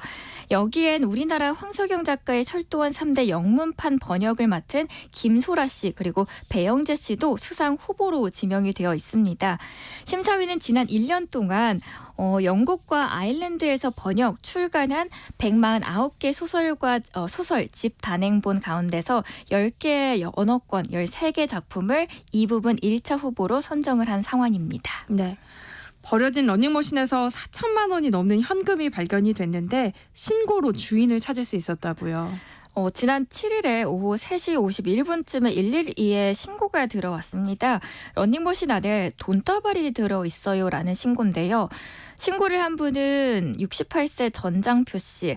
고무를 수거하던 중에 버려진 러닝머신이 있었는데 그걸 분해하다 보니까 안쪽 끝에 현금 다발이 들어있어서 깜짝 놀라서 신고를 한 겁니다. 이게 안산 상록경찰서 소속 경찰 2분이 현장에 도착을 했더니 발견된 돈은 5만 원권으로 된 돈이 총 4,875만 원이 있었습니다. 네. 굉장히 큰 액수인데 어떤 사연이었길래 보니 이렇게 거액의 돈이 러닝머신 사이에 끼어서 있었던 이유가 치매를 앓고 있던 91살의 국가유공자분으로 국가유공자 연금이 들어올 때마다 현금으로 인출을 이걸 다 해서 러닝머신 안에 차곡차곡 그 당시에 쌓아뒀던 거예요. 그래서 이 사실을 알지 못한 딸의 부부가 분리수거 날짜에 맞춰서 그냥 이 러닝머신을 내다 버린 거죠. 누군가의 빠른 신고 덕분에 그리고 작은 관심 덕분에 소중한 돈다발은 주인의 품에 돌아가게 됐고 경찰은 찾아주신 전 씨에게 감사장을 수여해드리고 싶다라고 했습니다. 감사장을 거듭 거절하시다가 경찰의 설득으로 겨우 감사장을 받으셨고요. 전 씨는 4월은 더 행운 가득하신 날들이 많았으면 좋겠습니다. 네. 마지막 뉴스인데요. 배달 앱을 통해 주문할 때 리뷰와 별점을 참고해서 시키는 경우가 많잖아요. 그런데 이런 걸 알고 악용하는 업체들이 있다고요? 일단 배달시킬 때 너무 많은 음식점들이 있기 때문에 믿게 되는 건 아무래도 리뷰와 별점이죠. 그런데 이걸 많이 알고 악용하는 업체들이 발각되고 있습니다. 이걸 그래서 뭘 믿고 시켜야 되나 걱정이 되는데요.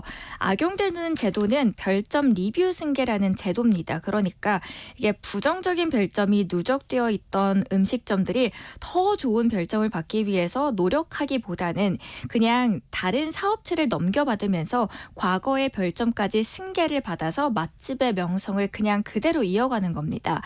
이 외에도 아예 새로 채널을 만드는 경우도 있습니다. 앱 안에서 계정을 새로 만들어서 리뷰 작업을 통해서 처음부터 리뷰를 차곡차곡 쌓아가는 방법이죠. 별점 신분 세탁. 그런데 생각해보면 한 번 실수를 했는데 회복하기 너무 힘드셔서 새롭게 출발하시는 경우도 있을 수 있는데 문제는 같은 메뉴를 시켰는데도 과거에 실망했던 그 맛이 그냥 그대로라는 겁니다. 그래서 꼼수라는 생각밖에 들 수밖에 없는데 배달 앱에서 별점 리뷰 승계를 허용하는 이유가 있긴 합니다. 주로 가족 간 사업자 이전 또는 공동사업자로서의 이전, 직원이 승계하는 경우가 있기 때문입니다. 배달앱 업체들은 일정 조건만 만약에 충족시켜준다라고 하면은 그들의 숨은 의도까지는 사실 파악하기에는 굉장히 어려운 실정이고요.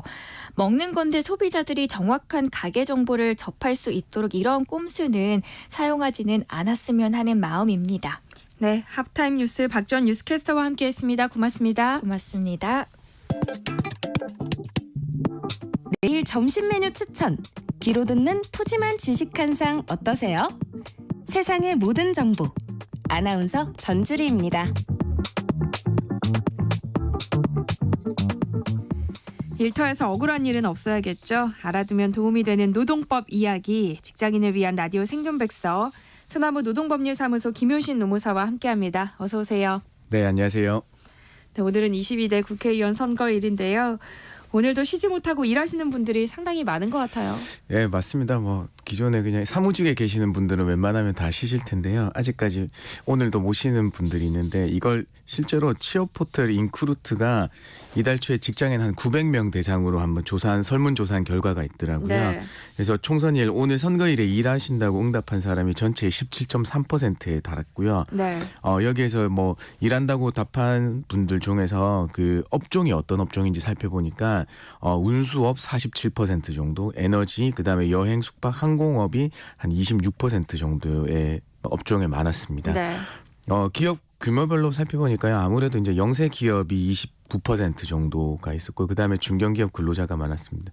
근데 정말 더 놀라운 거는 뭐냐면 네. 이 중에 31% 정도가 수당을 못 받으신다고 답했다고 해요. 네. 생각보다 굉장히 높은 수치인데요. 네.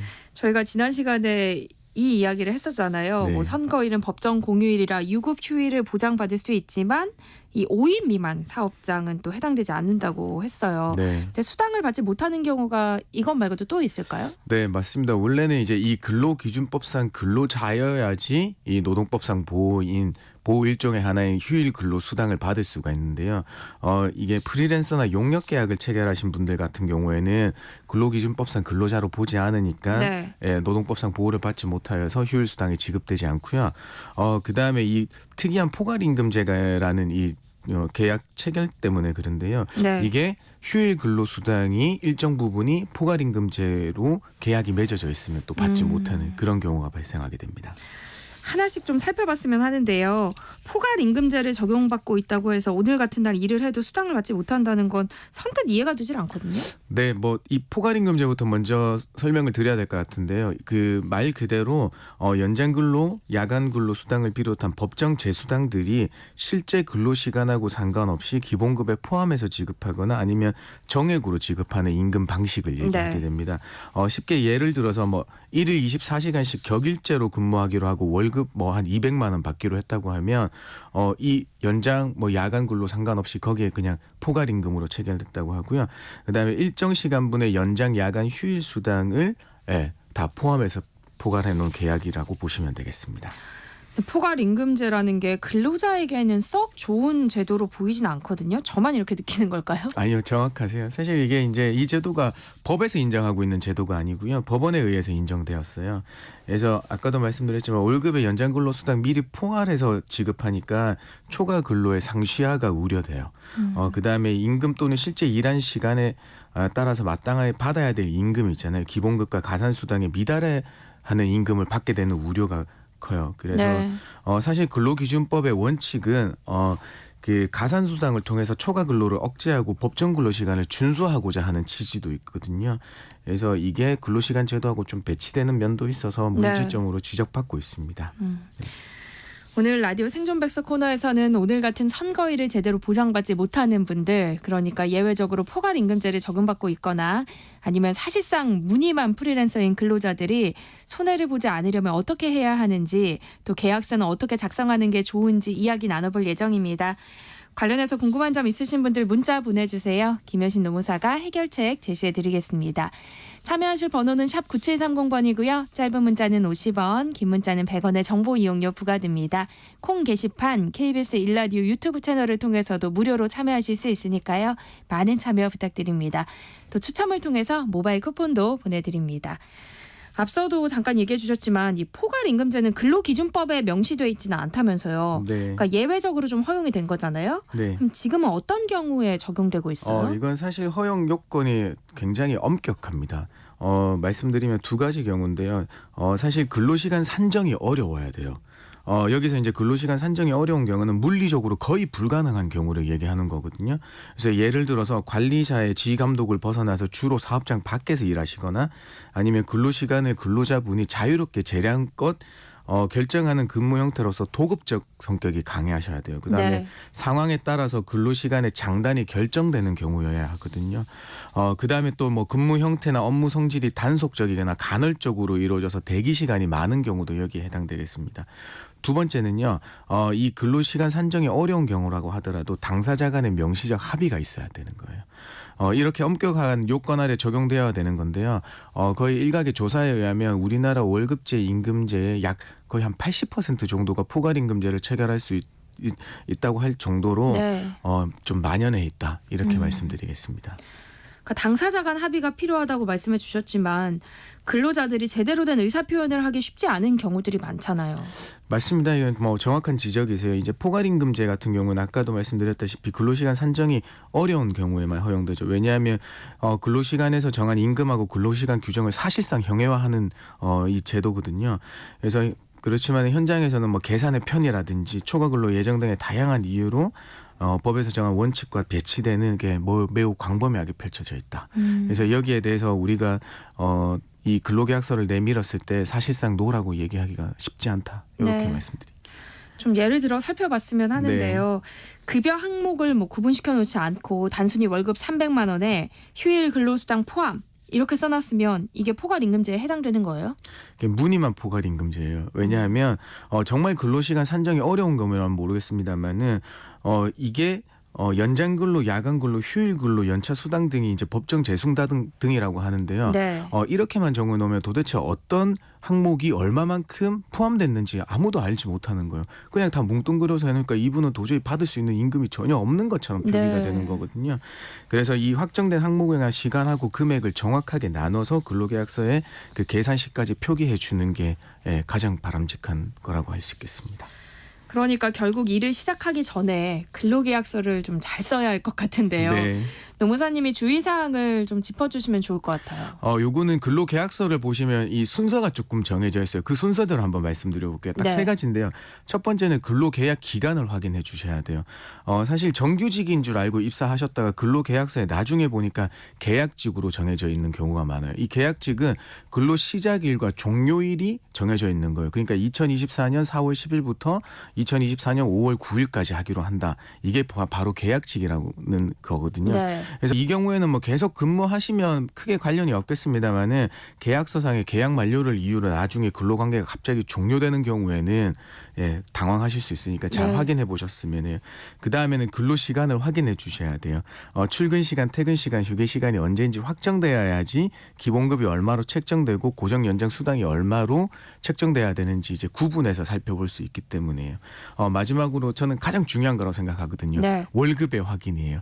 이게 과연 포괄임금제인지 아니면 그냥 우리가 말한 근로기준법상의 그냥 그 기본임금제인지를 살펴봐야 되는 거거든요.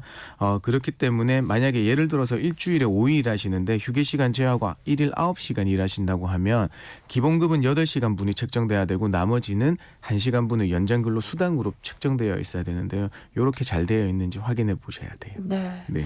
근데 근로계약서는 썼는데 당사자에게 주지 않는 경우들도 있다면서요. 맞습니다. 일반 우리 사무직 환경에 계시는 분들은 그 사무기기가 있으니까 바로 체결하시고 복사해서 교부하실 수 있잖아요. 그런데 그렇지 않은 경우에 환경에서 일하시는 분들이 많아요. 그렇기 때문에 요즘에는 그냥 근로계약서 2부 갖다 놓고 막 쓰기에는 좀 더 번거로우시고 그렇잖아요. 근데 한 부만 작성하시고 원본은 그 사업장에 가지고 계시고 한 분은 우리 근로자분이 요즘에는 다 스마트폰 가지고 계시니까 사진 찍어서 가지고 가시면 되겠어요. 그래서 요거는 왜 근로계약서 교부 형태가 반드시 문서뿐만 아니라 전자문서도 허용되기 때문인데요. 네. 이 전자문서는 전자적 형태로 작성 변환되거나 송신, 수신 또는 저장된 정보를 말하는 거니까 사진 파일, PDF 파일도 교부하시는 게 맞는 거예요. 그런데 이게 요즘에 또 많은 사진들 저장하시니까 좀 잘 못 찾으실 때도 있어요. 그래서 이런 경우에는 또 이게 교부를 했다 안 했다 이런 경우까지 가더라고요. 그래서 서로 이제 말이 다른 거죠. 네, 말이 다르니까 번거롭지만은 이 교부 확인서까지 조금 서명을 해주시는 절차도 좀 거쳐줬으면 나중에 논란이 없겠습니다. 네. 연초에 급여가 변동되는 경우도 있잖아요. 네. 이럴 때는 근로계약서를 다시 써야 하는 거예요? 이게 근로계약서에도 필수적 기재사항이라고 해서 근로기준법에 정했어요. 이게 어떤 거냐면 근로시간, 휴게시간, 휴일, 휴가, 그다음에 임금의 구성 항목, 계산 방법, 지급 방법이고요. 마지막으로 담당하게 될 업무 내용이 반드시 기재되어야 돼요. 네. 여기서는 임금을 제외한 다른 부분들이 변동이 없다고 하시면 그 임금 계약서인 그 단순하게 임금이 변동된 내용만 기재해 주시면 되겠어요. 그러니까 법에서는 이 필수적 기재사항 을 명시해야 되고 이 중에 하나가 변경되는 경우에도 그 변경사항 기재에서 교부하도록 돼 있거든요. 네. 그렇기 때문에 이 임금만 변동됐을 경우에는 근로계약서를 놔두고 다음에 이제 부속으로 계속 맺어주시면 되겠습니다. 네. 이른바 무늬만 프리랜서인 경우에는 노동자성을 인정받는 경우도 있지 않아요? 맞습니다. 이게 이제 프리랜서 용약 계약의 기본 전제가 뭐냐면 하나의 업무에 대해서 그분의 그 자율성으로 인해서 완성을 목적으로 하는 거잖아요. 그런데 이 무늬만 그러니까 형식만 이렇고 실제 일은 어떤 직장인들하고 동일하게 일하신다고 하면 이 근로자성이 인정될 가능성이 굉장히 큽니다. 여기서 사실 이제 근로자성에 대해서는 되는 요소가 가장 중요한 게 사용 종속 관계의 인정 여부예요. 네. 이 판단은 크게 지휘 명령을 받았는지와 자율성을 부여되었는지 여부거든요. 그러니까 지휘 명령 여부는 업무의 내용을 결정하거나 상당한 지휘 감독을 받았거나 아니면 근무 시공과 근무 장소의 구속성 등을 기초로 판단되고요.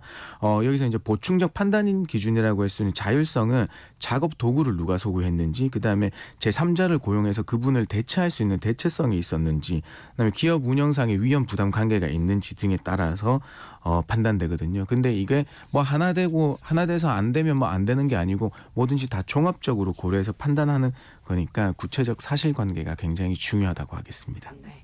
주변을 보면 정규직들과 거의 똑같이 일하는 프리랜서들이 많잖아요. 네. 그런 분들 오늘 같은 선거일에 일하면 이제 노동자성을 인정받은 경우에는 휴일수당을 받을 수 있다는 말씀이신 거죠? 맞습니다. 네. 네.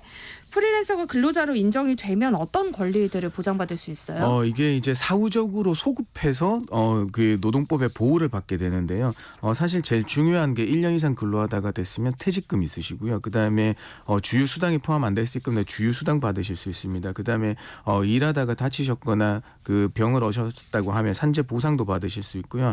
만약에 그 사업장에 근로자 5인 이상 사업장이 있을 경우에는 연장 야간 휴일에 근로대한 가산수당, 그다음에 법정 휴일, 연차 휴가, 특히나 이제 그 정당한 이유 없는 해고에 대한 보호까지 받으실 수 있어요. 네.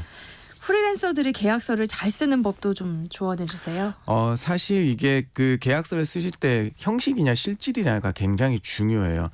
거기에 보면 사실 프리랜서 계약서에는 요즘에 워낙 근로자성 여부가 문제가 되니까 이 근로자성을 배제하기 위한 문구들이 굉장히 곳곳에 배치되어 있거든요. 그걸 좀 확인해 보셨으면 해요. 특히나 굉장히 마지막 경우에 이 프리랜서 계약을 맺었으니까 나는 절대 근로자가 아니다. 이런 취지의 문구들이 들어가 있거든요. 네. 그러니까 이 경우는 저는 한 번 더 생각을 해보셨으면 해요. 절대 정말 우리가 자유계약에 체결되는 프리랜서 계약이라고 하면 그런 문구들이 들어갈 이유가 없거든요. 그 들어간 이유는 뭐냐 하면 어떤 일이 있었을 수 있구나.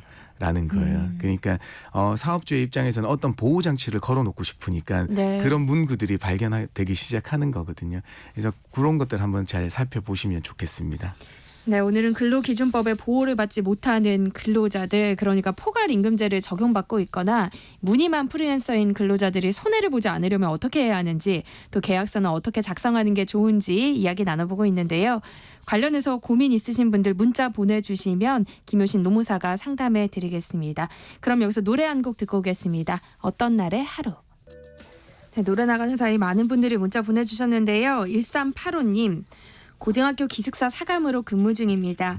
야간 휴게 시간이 2시에서 5시까지는 이 사감실에서 대기 또는 수면하면서 응급 상황에 대비하고 있어요. 그런데 이 시간도 근무 시간이 아닌가요? 야간 수당이나 심야 수당을 전혀 못 받았는데요. 받을 수 있을까요? 하셨어요. 사실 이 근로 시간에 대해서 답변 드리기가 굉장히 조심스러워요. 우리가 업무 시간이라고 하면 그냥 이 일을 했는지 안 했는지를 이제 판단해서 말씀드리면 되는데요. 이런 경우 같은 경우에는 대기와 수면, 그러니까 휴게하는 시간이 너무 혼재돼 있는 것 같아요. 그렇기 때문에 우선 법에 기재되어 있는 문구 조항을 말씀드리면 사용자의 지휘 감독 하에 있는 대기 시간은 근로 시간으로 보도록 규정하고 있어요. 네. 근데 이제 우리 질문자님이 주신 것처럼 어떤 대기를 하는 경우도 있고 수면을 하는 날도 있고 이렇게 혼재되어 있을 것 같아요. 그래서 제가 드릴 수 있는 말씀은 상시적으로 대기 상황이 발생해서 내가 굉장한 긴장도를 가지고 근무를 하는 경우라고 하면 이 경우에는 대기 시간으로서 근로 시간으로 보는 게 맞는 것 같지만 그렇지 않고 수면하는 날들이 더 많고 간헐적으로 정말 응급 상황에 있다고 그런 날들에 대해서는 거기서는 물론 응급 상황에 대비를 하셨으니까 나중에 수당으로 받는 게 맞는 거겠죠. 그래서 요거 이제 상시와 여부에 따라서 좀 판단을 해주셨으면 좋겠어요. 좀 어려운 경우네요. 네.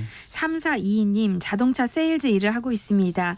프리랜서 계약직 위촉직인데요. 10년을 근무했습니다.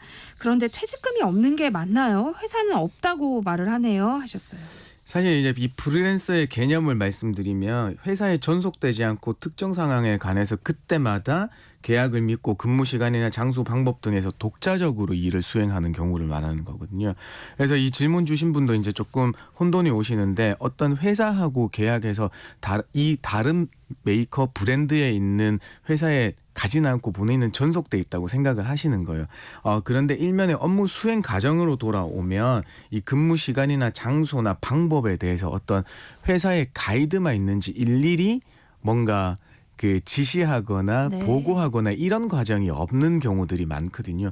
만약에 여기에 해당되신다고 하면 프리랜서, 그러니까 그 계약이 유효할 가능성이 더 크거든요. 그렇기 때문에 프리랜서에 해당되면 노동법의 보호에서 벗어나고 이제 이 사적인 계약으로 가셔야 되는 거기 때문에 퇴직금이 없는 게 되겠습니다. 아, 그렇군요. 네. 또 9325님이요. 질문이 있는데 일이 없으면 연차를 쓰게 하고요. 연차를 다 쓰고 나면 최저 시급에서 하루 일당씩을 빼고 있습니다. 이건 불법인가요? 어디에 항변해야 하나요? 하셨어요. 사실 이제 연차가 있으시다고 하는 거니까 5인 이상 사업장에 해당되시는 것 같아요. 일이 없으면 연차를 사용하게 하는 게 뭐 한두 번이면 회사 사정도 봐줘서 그 유효하다고 할 수 있는데 이게 너무 심하게 이 연차를 다 쓰고 다시 일이 없으면 연차를 공제하는 것처럼 최저시급에만큼 시간만큼 공제하시는 것 같아요. 사실 어떤 경우인지 모르겠지만 일이 없다는 거는 회사의 경영 사정에 대해서 이 회사가 책임져야 될 영역인 거예요. 이 부분에선 근로기준법에서 사용자의 귀책 사유로 휴업하는 경우에는 이 평균 임금의 70%의 수당을 주도록 돼 있어요. 최소한 연차는 공제하지 말으셔야 되는 거예요. 네. 그러니까 쉬는데 이분이 이 연차를 내가 사용하면서 쉬는 되는 거거든요. 그렇죠. 네, 이거는 법에 맞지 않는 것 같습니다. 직장인을 위한 라디오 생존백서 오늘은 여기까지 하겠습니다. 지금까지 소나무 노동법률사무소 김효신 노무사와 함께했습니다. 고맙습니다. 네, 감사합니다.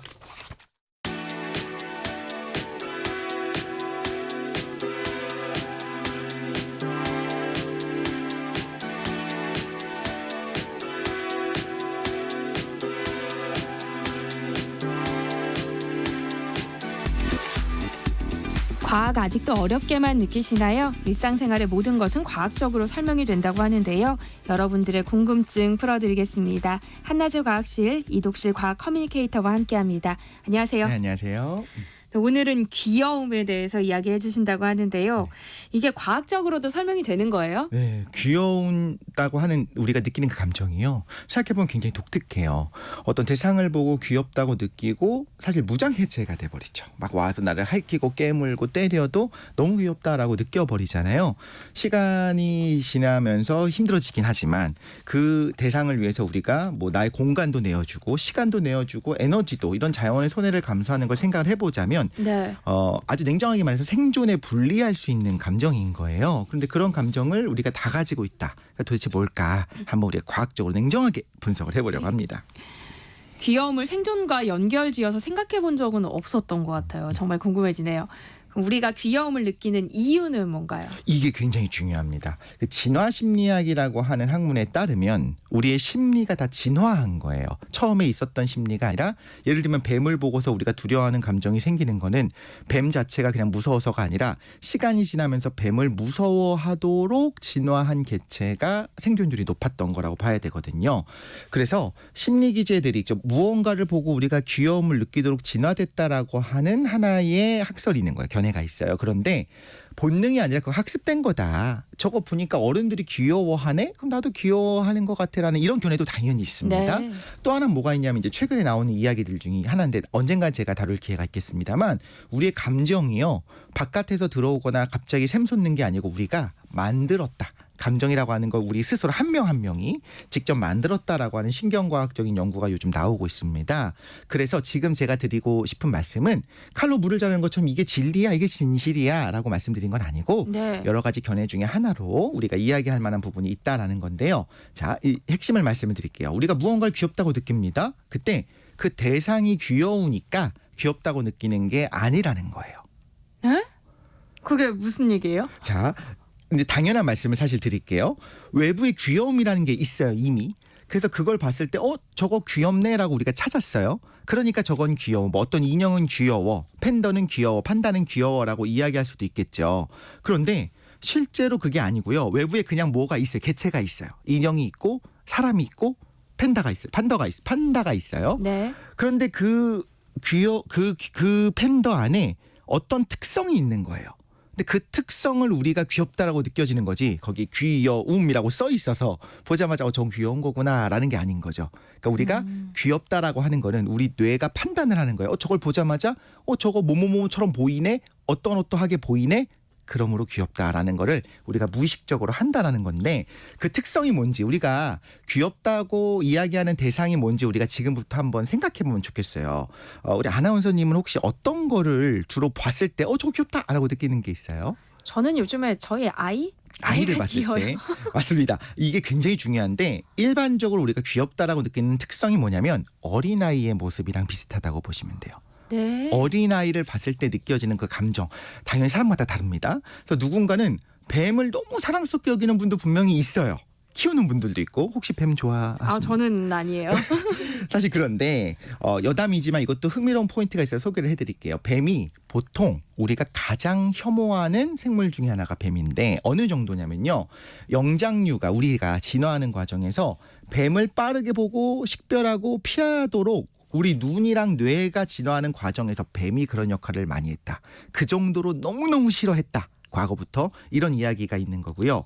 뱀의 형상에 굉장히 예민해요. 그냥 그런 느낌 뭔지 지금 딱 보자마자 눈빛이 흔들리잖아요. 뱀을 지금 청취자분들도 상상만 해도 막 소름 끼치잖아요. 그게 왜 그러느냐? 학습된 거냐? 생각보다 학습된 게 아니고 내재적인 걸 수도 있다라는 겁니다. 그리고 굉장히 노이즈가 많이 있는 사진들을 주고서 여기다 한 군데 뱀이 있어요. 그러면 뱀은 생각보다 많은 분들이 찾아내요. 뱀처럼 안 보여요. 근데 굳이 있다면 이건 것 같은데라고 소름 끼치는 그 느낌이 생겨나요. 그러니까 뱀에 관해서만큼은 이게 굉장히 이렇다는 건데 이 타고난 공포에 대한 견해의 실험이 여러 가지가 있어요. 예를 들면 이런 겁니다. 6달 된 아기가 있어요. 6달 된 아기는 뭐가 무서운지 뭐가 혐오스러운지 잘 모릅니다. 교육받은 적이 없으면. 근데 이런 6달 된 아이 48명을 대상으로 실험을 했는데 화면에 꽃도 나오고 물고기도 나오고 이런 데서 재미있게 이제 봐요. 까르르 까르르 웃으면서 엄마랑 같이. 근데 갑자기 화면에 뱀이 나타나니까 동공이 확대되면서 스트레스를 확 받는 거예요. 아니 이 중립적으로 보지 않고 이런 어린 아이들조차도 아기들조차도 뱀은 싫어하더라라는 건데 당연히 이건 자라면서 우리가 학습을 통해서 좋아하도록 바꿀 수는 있습니다. 그래서 아기 난 별로 좋아하지 않는데 해도 이상한 건 아니에요. 그러니까 그거는 걱정하지 않으셔도 되지만 기본적으로 드리고 싶은 말씀 뭐냐? 보통 아기의 특성을 우리가 귀엽다라고 느낀다는 겁니다. 그러니까 다시 이야기로 돌아가 보면 대부분의 사람들이 아기를 귀엽다고 여긴다는 거잖아요. 근데 말장난 같지만 굉장히 중요한 말씀을 하나 드릴게요. 인과가 다른 거예요. 어린 아이를 봤더니 귀여운 것 같아, 귀여워라고 느끼는 게 아니고요. 엄밀하게 말하자면 우리가 어린아이를 보면 본능적으로 어떤 감정이 샘솟습니다. 그 감정에다가 이름을 붙인 게 귀여워하다라는 거예요. 그래서 귀여움의 기준은 항상 어린아이의 아기의 얼굴이에요. 그래서 귀여움이란 게 있어요. 인형도 귀엽고 고양이도 귀엽고 아기도 귀엽고가 아니라 아기만 귀여운 겁니다. 그럼 다른 것들은 인형이나 고양이나 이런 것들은 아기와 닮아서 우리가 귀여워하는 거예요. 네. 아기를 보는 걸 우리가 귀여워하는 마음인 건데 자 이런 귀여워하는 마음으로 이렇게 정의를 붙이게 되면 이게 다르게 말하자면 귀여움은 뭐냐 이렇게 말을 해도 될 것 같아요. 아기다움. 아기다움이 바로 귀여운 겁니다. 근데 최근에는 육아 환경이 달라졌으니까 많은 분들이 못 느끼실 수 있다고 저는 충분히 이해를 하는 게 신생아를 볼 기회가 저도 아기 낳기 전엔 거의 없었어요. 사실 뭐 감염의 걱정도 있고 여러 가지가 있으니까 잘 못 보게 되잖아요.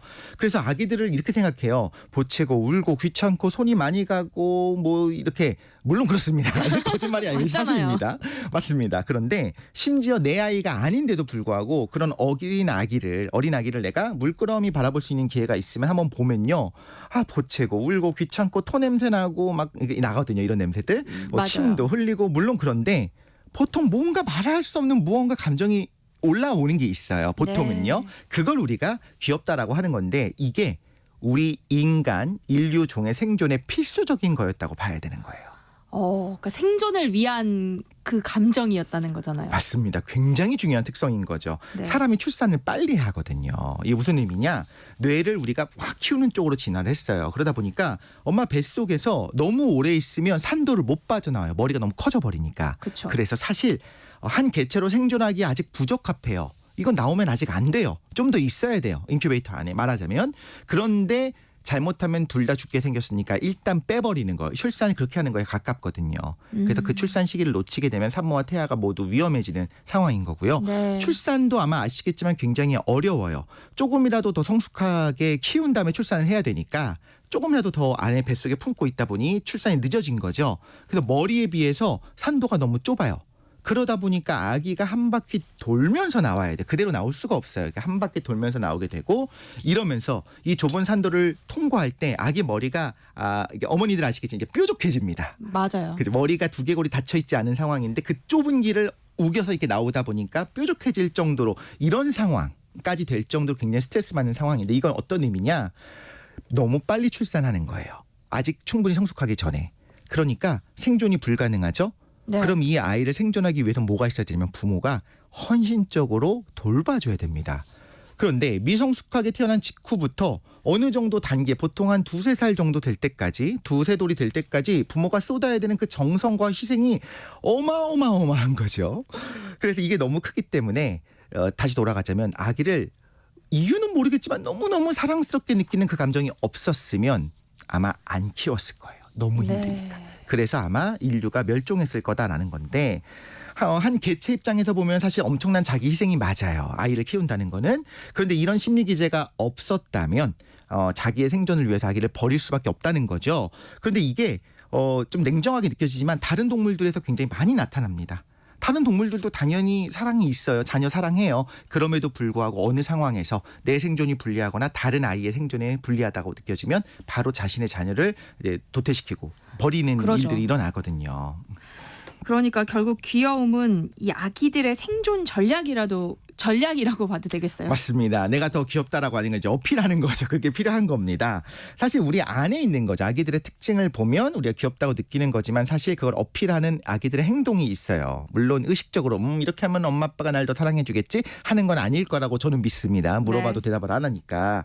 하지만 이게 일종의 인류의 생존 전략이라고 우리가 봐야 되는 거고, 또 하나 이제 흥미로운 게 아기들이 울 때 악쓰면서 울거든요. 그거를 너무 거슬려요. 왜 그러느냐? 원래 그렇습니다. 괜찮습니다. 거슬리게 만든 거예요. 거슬리지 않고 아기가 악을 쓰고 우는 소리가 마치 교향곡을 듣는 것처럼 달콤하면 안 가겠죠. 그렇죠. 너무나 불편하게 만들어서 도저히 가만히 있을 거야, 이래도 안 움직일 거야 할 정도로 악을 쓰게 하는 거고, 그런 소리를 내는 거고요. 사실 아기의 그 특징을 뭐라고 말하냐면 베이비 스키마라고 불러요. 아기 얼굴의 특징을 베이비 스키마라고 하는데 네. 이런 베이비 스키마가 없었다면 아기들이 이렇게 악을 쓰고 우는 거는 위험한 도박이에요. 너무 짜증나고 버려버릴 수도 있는 그럴 거예요. 수도 있었죠. 하지만 또 악을 써서 힘들어 죽겠다고 딱 가서 얼굴을 보는 순간 사랑이 샘솟게 이 두 가지 모순적인 양가 감정을 만들게 우리가 진화되어 있다라는 거죠. 그러니까 베이비 스키마. 그러니까 아기들의 귀여운 특징으로는 그럼 어떤 게 있어요? 네, 머리로 한번 생각해 보시면 아마 모두가 이해하실 것 같은데, 일단 신체 비율상 크고요. 머리가 둥급니다. 그리고 이마가 되게 넓고 눈도 비율상 크고 볼이 토실토실하고, 또 핵심적인 게 이거예요. 입과 코가 작아요. 그리고 앞으로 뾰족하게 안 튀어나와 있고 밋밋하게 이렇게 들어가 있어요. 눌려 있어요. 그리고 요것도요. 턱뼈가 덜 발달해서 되게 뾰족하고 작아요.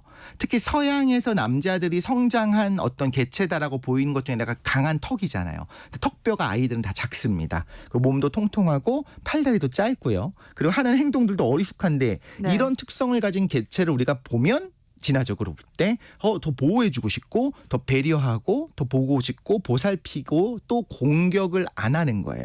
와서 막 할퀴거든요. 근데 괜찮아요. 우리가 공격하지 않게 되어 있다라는 겁니다. 심지어 귀여운 대상의 사진만 봐도 우리 뇌에서 느껴지는 그 안화 전전두피질이라고 하는 곳에서 여기서 감정과 정서의 역할을 한다고 알려져 있는데, 갑자기 사진만 봐도 뇌 활동이 확 증가해요.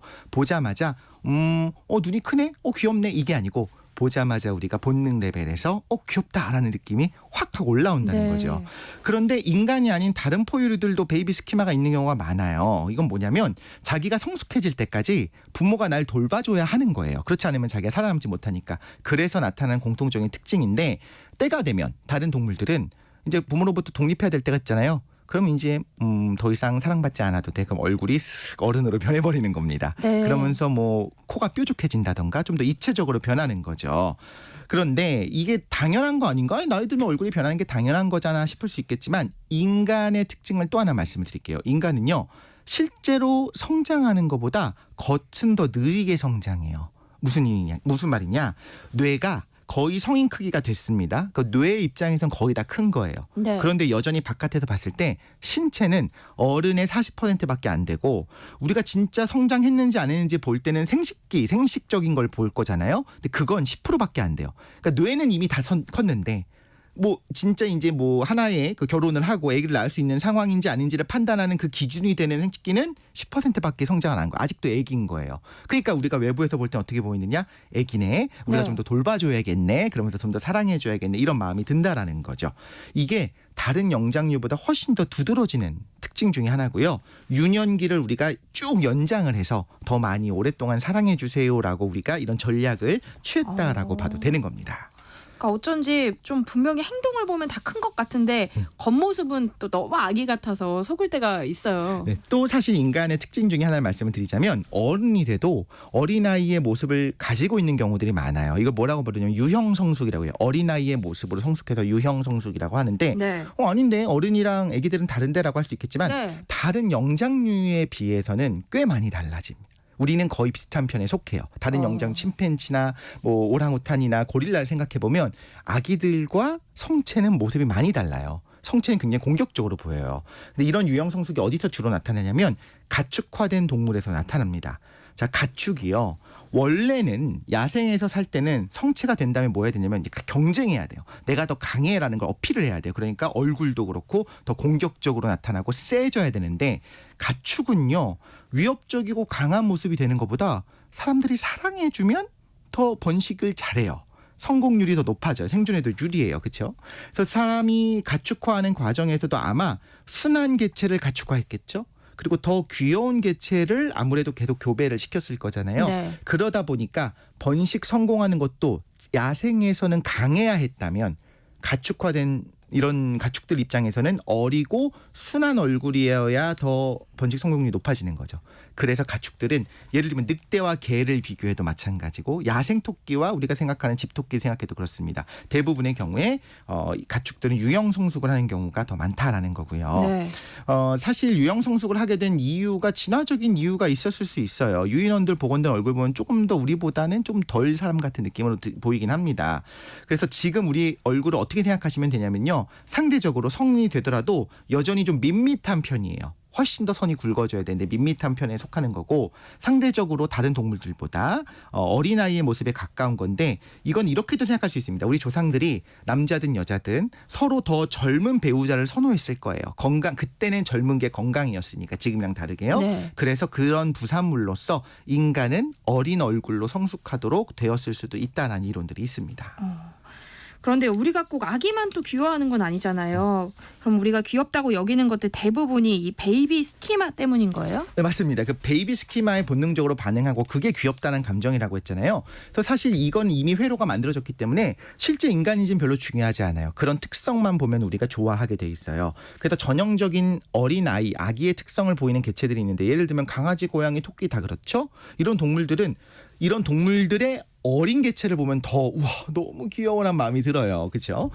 포유류의 새끼들이 그래서 대부분 귀엽다라고 보시면 되고요. 닭은 귀엽지 않지만 병아리는 귀여워요. 왜냐면 병아리는 그 베이비 스키마를 가지고 있는 거고 네. 인형 말할 것도 없죠. 애니메이션 캐릭터들 보면 다 눈이 크잖아요. 귀여움을 자극하는 방식으로 가고 있는 거고요.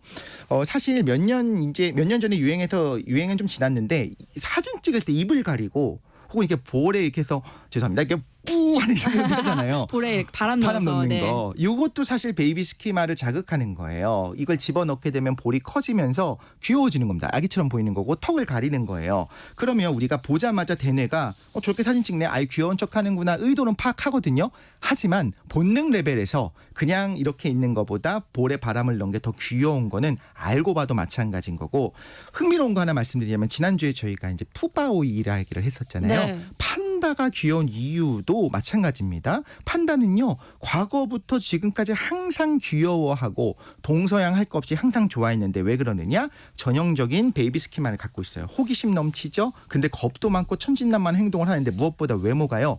눈이 실제로 그렇게 안 큰데 큰 눈으로 착각하게 하는 아이라인이 그렇게 커요. 그럼 우리는 보면 뭐처럼 느껴지냐면 아닌 걸 알지만 그래도 보는 순간 눈이 되게 크다. 아기 같네라고 느낀다는 겁니다.